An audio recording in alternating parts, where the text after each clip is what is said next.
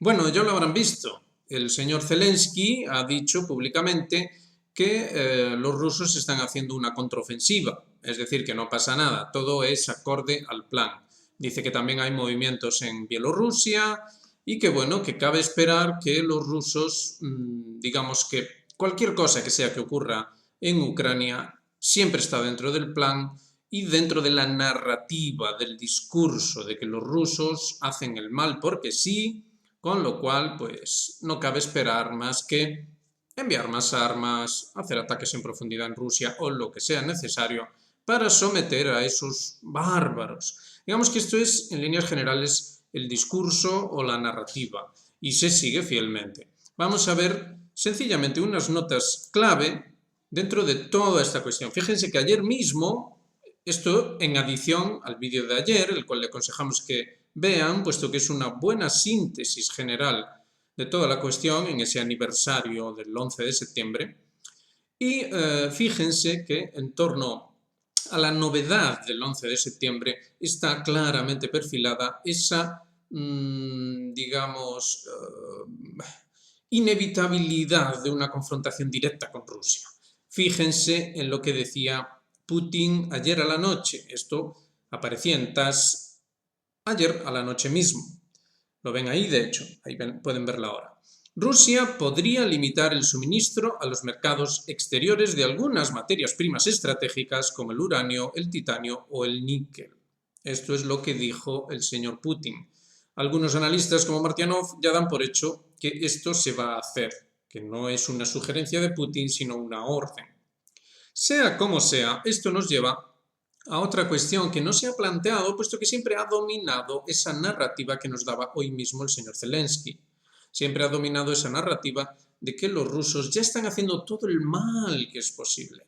Eso no es así en absoluto. Cuando empezaron las famosas sanciones de Estados Unidos y de la Unión Europea, del Occidente colectivo contra Rusia, nosotros apuntábamos aquí que los rusos, en caso de hacer una respuesta a nivel de sanciones equivalente a la que Occidente le hace a Rusia, esto sería demoledor para Occidente. Como ven, la confrontación ha ido a más, los rusos han comprendido que Occidente no va a renunciar a su pretensión de someter a Rusia y, ya lo ven, Putin ya se adelanta a unas primeras de muchas, seguramente, sanciones, lo cual es otro indicador de que la guerra directa, la confrontación total, está sobre la mesa. Esto es un hecho y la verdad, cada día que pasa tenemos menos y menos tiempo para detener este paso al abismo, por decirlo de forma bien gráfica y bien clara. Esto se complementa con lo que ven ahí en pantalla, es otra nota de TASS, pero esta de hoy, en la que se recogen las declaraciones del señor Lavrov, el ministro ruso de Exteriores. Leámoslo porque no tiene desperdicio lo que dice este señor. Principales declaraciones del canciller ruso Sergei Lavrov en una reunión sobre Ucrania con jefes de misiones diplomáticas. El territorio nuclear el terrorismo nuclear se ha convertido en la principal carta de presentación de Ucrania. Es toda una frase. Los especialistas militares occidentales están literalmente en modo manual coordinando los ataques ucranianos con medios de destrucción de alta precisión contra objetivos puramente civiles. Occidente proporciona apoyo directo a acciones terroristas a gran escala de Kiev. No cabe duda de que la decisión de levantar las restricciones al uso de armas de largo alcance para atacar el territorio de Rusia se tomó hace mucho tiempo. Ahora intentan formalizarla en el espacio público. Esta sería la intervención que destacábamos ayer del señor Blinken, o la de hoy mismo de Zelensky. Forma parte de esa narrativa. Militares rusos atacan solo aquellas instalaciones de infraestructura energética de Ucrania que están directamente vinculadas a la organización de operaciones de combate de las que dependen las acciones de tropas ucranianas en la línea de contacto. Los ataques de Kiev contra las centrales nucleares pueden provocar una catástrofe nuclear similar a la de Chernóbil. Incluso añadió más en otra fuente Incluso añadió que no solo hicieron ataques contra la central en Kursk, sino también contra otras centrales nucleares.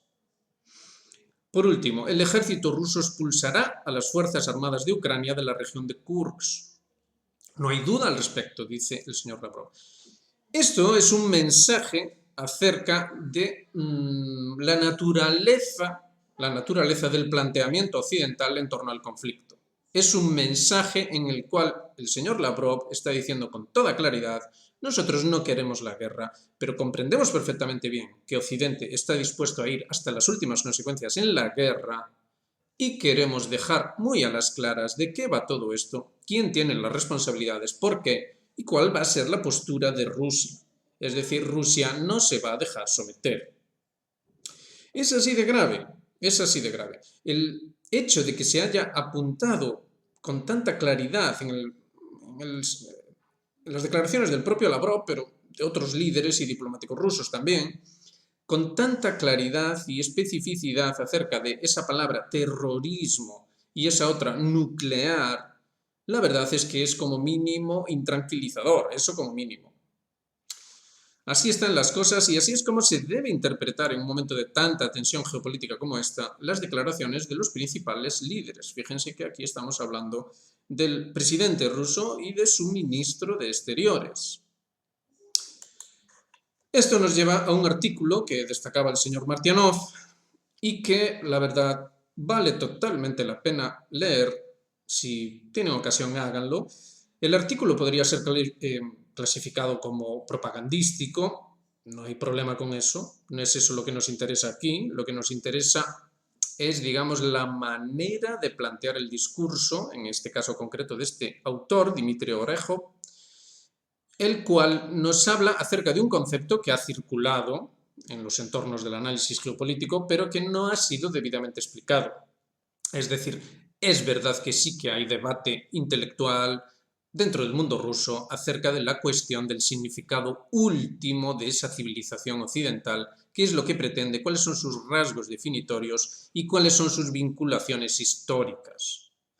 Hay aquí una suerte de lucha, ahora ya claramente definida, en este artículo se ve, una suerte de lucha entre los herederos de Roma y los herederos que pretenden ser de Roma, siempre estamos hablando a nivel civilizatorio, atención, los que pretenden ser herederos de Roma, pero que en realidad serían herederos, según este autor, de Cartago.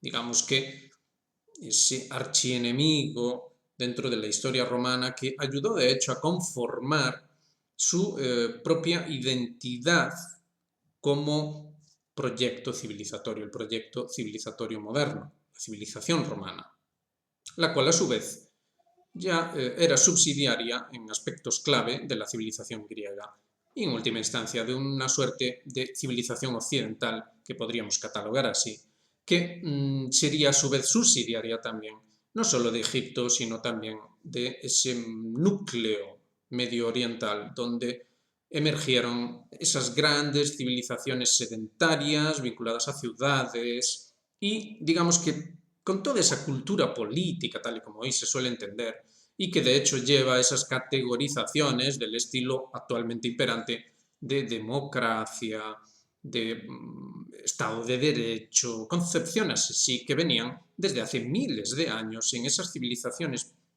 precisamente asentadas en ese Medio Oriente. Vamos directamente al meollo. Fíjense que el autor habla en el artículo, pueden leerlo si quieren, es muy recomendable, de las características del Estados Unidos actual y de cómo intentaron, y es absolutamente cierto, mediante todos sus símbolos, sus monumentos, vincularse a Roma. Sin embargo, fíjense lo que dice el autor. Ahora hemos entrado en otra ronda de eterna confrontación. La tercera Cartago, fíjense, la tercera Cartago envía sus mercenarios a la tercera Roma. Obviamente se está refiriendo a Rusia. Muchos han hablado de la tercera Roma. Y el nuevo Moloch mira desde la montaña, vean nuestro vídeo de ayer para entenderlo, la única torre, una vez derruidas las dos torres, se erige una única torre, y el nuevo Baal extiende a los pueblos sus manos de piedra al rojo vivo. Lo que está en juego es más alto que nunca, pero Cartago no puede ganar. El autor sostiene que Estados Unidos sería en realidad sucesora de Cartago. Rusia sería la sucesora de Roma. ¿Qué es lo que significa esto? Es una suerte de tontería de serie de Netflix en la que lo que queremos es ser chachis y vincularnos a una idea romántica acerca de una cultura determinada, una civilización determinada. No. Lo que tratamos de hacer entender aquí es que la civilización bien entendida, en el auténtico sentido de ese término, la civilización vinculada no tanto a la polis griega, cuanto a la ciudad sagrada, al recinto sagrado, que hace de arquetipo del ser humano, tanto a nivel individual como colectivo, es decir, la asociación de seres humanos de forma civilizada, ordenada, en referencia al propio orden del cosmos. Esa noción de civilización, esa es la que los rusos pretenden apelar. Pretenden apelar a una civilización que entraría en sintonía con la civilización a la que también apelan los chinos, dentro de su tradición, la civilización a la que apelan los iraníes, dentro de su tradición, es decir, la civilización tradicional. Y aquí se contrapone, este autor lo contrapone con ese Cartago, esa visión de Cartago. No vamos a entrar ahora mismo en la consideración de si esto es abusivo, si es una comparación abusiva. Desde luego es un ejercicio, por eso decimos, de corte propagandístico, en el sentido de que obviamente estos paralelismos son abusivos desde el punto de vista histórico como mínimo. Pero sí es muy interesante cómo el autor sí consigue hacer, a través de esas vinculaciones, una relación con lo trascendente. Es decir, sí hay una intelectualidad rusa que está comprendiendo que esto es, en última instancia, una cuestión de lo que decíamos ayer, una noción acerca de la naturaleza de la realidad, la concepción acerca de la naturaleza de la realidad. Eso es lo que está en lucha. Y eso es lo que se dice en este artículo. Así que léanlo. Se hace incluso referencia a cuestiones escabrosas en torno al actual Estados Unidos, a su padre, por así decir, Gran Bretaña, y esa vinculación, insistimos, con ese Cartago que es, digamos, que el opuesto absoluto de aquella Roma que efectivamente acabaría configurándose como una civilización tradicional y una concepción, es decir, dentro de una concepción de la naturaleza de la realidad. Y había conciencia de esto. Entonces, la segunda Roma sería Bizancio, la tercera Roma sería Moscú. La tercera Roma sería Moscú y de ahí que el zar tuviese esa denominación, zar César. Sería ese César de ese núcleo civilizatorio originalmente romano. Es decir, no es que los rusos ahora se quieran vestir como si esto fuera una representación histórica y que vayan a empezar a usar los símbolos típicos o que asociamos con la cultura romana, que vayan a construir en un coliseo en Moscú o tonterías así por el estilo. No, no, no, estamos hablando sencillamente de ideas esenciales, de nociones acerca del componente último de la civilización. Y esto se contrapone con lo que ofrece el Occidente, que explicábamos ayer en detalle. Véanlo y hagan la comparación. Es decir, aquí no estamos diciendo tonterías, estamos hablando de algo muy, muy serio. Los rusos son conscientes de ello. Aquí tienen el ejemplo. Son perfectamente conscientes. Así que lo que tenemos aquí es una guerra, digamos, definitiva en ese sentido. Una guerra definitiva. La guerra entre Roma y Cartago lo fue. Es esa clásica expresión, el Cartago delenda est, es decir, Cartago debe ser borrado. Pero no debe entenderse esto como esa aniquilación que pretende Occidente, puesto que Roma alegaba que la razón por la que debía ser eliminado o borrado Cartago era precisamente la opuesta. Y esto es preocupante. Esto es preocupante porque los rusos tienen dentro de su orden intelectual, llamémosle así, dentro de su inteligencia, ya tendencias claras, nítidas, acerca de la necesidad de borrar a Occidente. en esa configuración de la que hablamos ayer, atención. No un Occidente auténticamente civilizado. Por eso lo del decreto de Putin. Aquí es cuando las cosas ya empiezan a entenderse de verdad.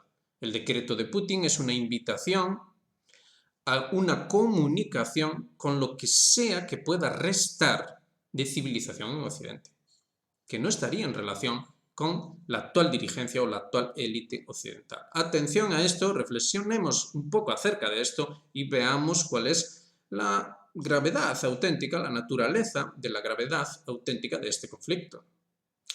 Bueno, por lo demás, los rusos siguen avanzando en Ucrania, la preocupación sigue creciendo, la idea de alguna suerte de ataque espectacular sobre Rusia está totalmente sobre la mesa. Veremos qué pasa con Irán. Ayer los iraníes rechazaron de plano ese anuncio occidental que hacía Blinken, según el cual estaban suministrando misiles a Rusia.